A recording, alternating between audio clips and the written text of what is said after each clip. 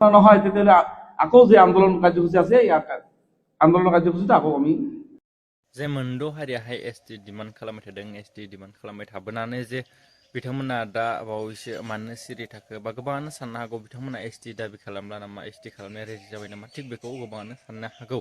जे बिथांमोना मानो सिरि थाखो होननानै थिग बेनि सायावहाय बिथांमोनाहाय खायसे प्रेसमेन्टनि गेजेरजों खोथा बुंफैदों मानो बिथांमोना स्टप खालामखो माने जे एसटि दाबि होनायखौ बिथांमोना बेनि सायाव खोथा फोरमायनायखौ प्रेसमेन्टनि गेजेरजों नुनाय जादों नोंथांमोना बे भिडिअखौ होनो हानि नोंथांमोना अब्लानो मिथिनानै लानो हागोन बिथांमोना मा फोरमायदों আমাৰ যিটো জনজাতিকৰণৰ দাবী লৈ ইতিমধ্যে আমাৰ কাৰ্যসূচী আছিলে মানে ৰোড ব্লকত কাৰ্যসূচী আছিলে আৰু 6 ডিচেম্বৰ তাৰিখে আমাৰ ছাগলীয়াত ৰোড ব্লকত কাৰ্যসূচী আছিলে আৰু 11 জানুৱাৰী তাৰিখে আমাৰ ৰেলপথ অৱৰোধ আছিলে গতিকে আমি এলানি কাৰ্যসূচী ঘোষণা কৰাৰ পিছতে ইতিমধ্যে চৰকাৰখনে আমাক সঁহাৰি দিছে ইতিমধ্যে আমাৰ মানে জানুৱাৰীৰ প্ৰথম সপ্তাহতে আমাৰ লগত চৰকাৰখনে আলোচনাত মিলিত হ'ব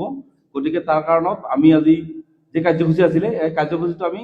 স্থগিত ৰাখিলোঁ উঠাই লোৱা নহয় স্থগিত ৰাখিলোঁ যদি আলোচনা ফলপ্ৰসূ হয় যিটো আমাৰ জনগোষ্ঠীটোৰ জনজাতিকৰণৰ যিটো দাবী আছিলে এই দাবীটো যদি চৰকাৰখনে মানি লয় ভালকৈ যদি আমাক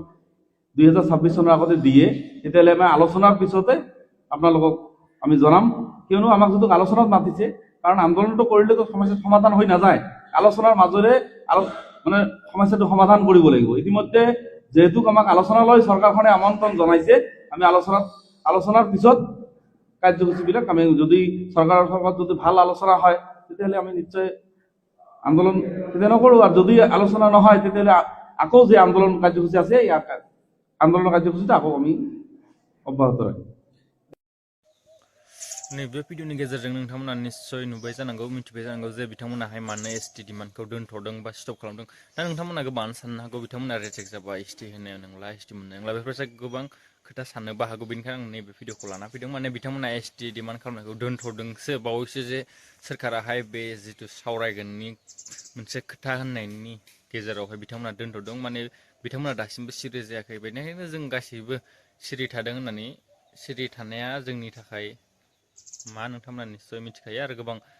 गोबां सिरि जाथ'बाय खिन्थु बिथांमोना दासिमबो सिरि जायाखै बिथांमोना दोनथ'नाय जादों आरोखि नैबे प्रेसमेन्ट बा खौरां गेजेरजोंहाय जों बेखौ मिथिनाय जादों ना